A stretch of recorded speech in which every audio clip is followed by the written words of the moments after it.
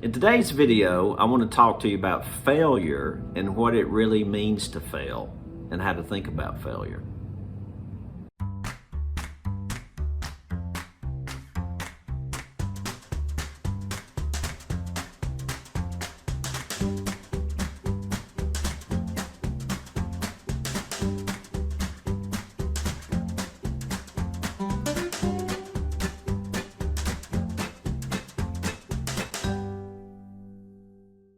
Hey, to start out, I want to read you an excerpt from a speech that Theodore Roosevelt did in 1910. It's called "The Man in the Arena."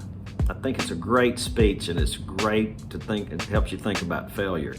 Here's what he said: "It's not the critic who counts. It's not men who point out how strong men stumble, or where the doer of deeds could have done them better. No.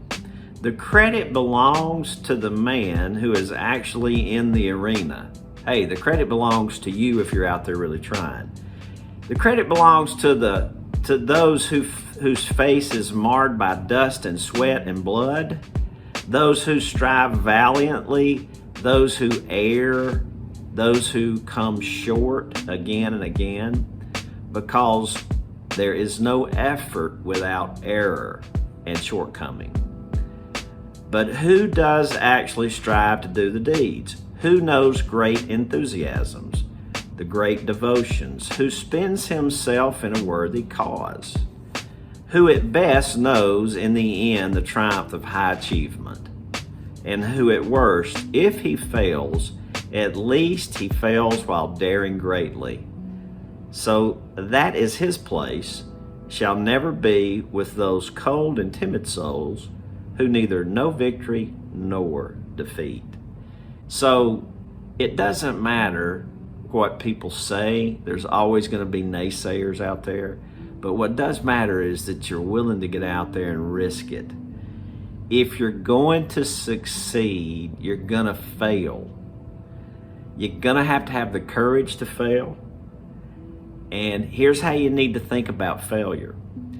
Failure is only feedback. Failure means you chose a behavior, you tried something, you got an outcome that you didn't want, so you just adjust. Our issue is that we don't understand failure. We think about failure as being something we should be ashamed of, something we should hide, something we should not embrace. We think of failure as being bad. Failure is only feedback, and the way that you learn is by failing, adjusting, and doing something different. A torpedo, it's a really old example, but a torpedo is never really on target, but it's constantly getting feedback. It runs a zigzag path to the target, but it knows the target, it knows where it's going, and it's getting feedback. Oh, I'm too far left, feedback, adjust. Too far right, feedback, adjust. Turn left. So it's always zigzagging. The torpedo doesn't have any emotions, obviously. It's just a machine. It just takes the feedback. It's really failure. I'm going the wrong way, let me adjust. We have to learn how to think like that. Don't be shamed by failure. Just go try it. Try. Fail your way to success. Let me give you an example. When I was learning how to canvass neighborhoods, it just didn't work, but I didn't give up. I would basically go out, knock on somebody's door, hand them a brochure, and leave. I don't even remember what I used to say to them, but it didn't work in the beginning. But I thought that it would, so I kept adjusting. Here's what happened one time. In June, a man called me to give him an estimate on a system, and he had asked him how he found me, and he said, "Well, you knocked on my door in February and you gave me this flyer." Well, I didn't need the job in June. I needed the job in February. We got plenty to do in June in Alabama in a hot summer, and so I had to learn and get some skills that I didn't have, and I got some skills. I went to a seminar that Tom McCart did. Some of you may remember Tom.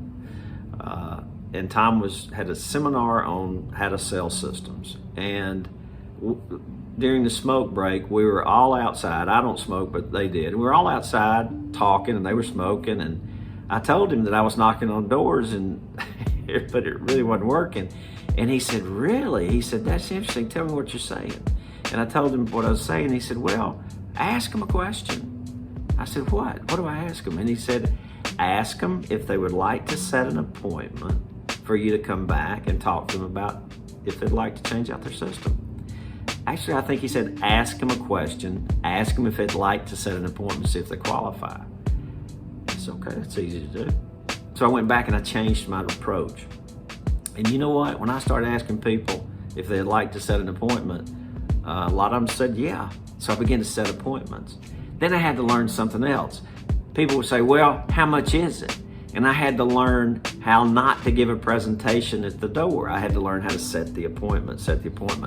So I guess what the point I want to make is I knocked on doors for 6, 8, 9 months until I got the skill, asked the question, "Would you like to set an appointment?"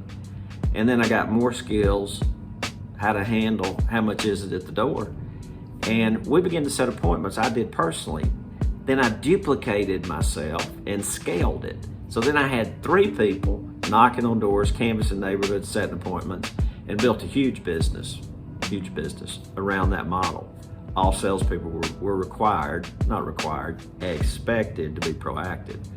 But the point is, I failed, and I failed badly. I failed and I failed a lot, but I kept doing it, I kept learning, I kept growing, I kept getting skills, I kept getting help. Relationships, man. Relationships are the most important thing you have in life, because somebody out there knows the answer to the challenge that you're facing. So how do you think about failure? It's only feedback, so go fail. Hey, I hope this video helped you today, and God bless.